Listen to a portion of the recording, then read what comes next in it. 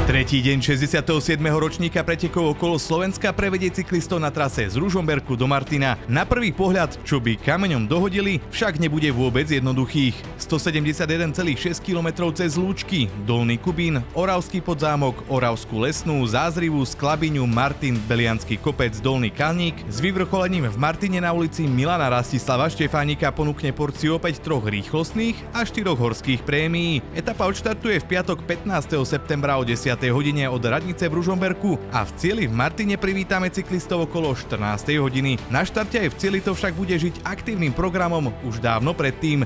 Príďte pozbudiť cyklistov do etapových miest alebo kamkoľvek ku trati a získajte darčeky od našich reklamných partnerov. Novinky aktuálneho ročníka nájdete na webových stránkach www.okoloslovenska.com a taktiež na sociálnych sieťach Okolo Slovenska.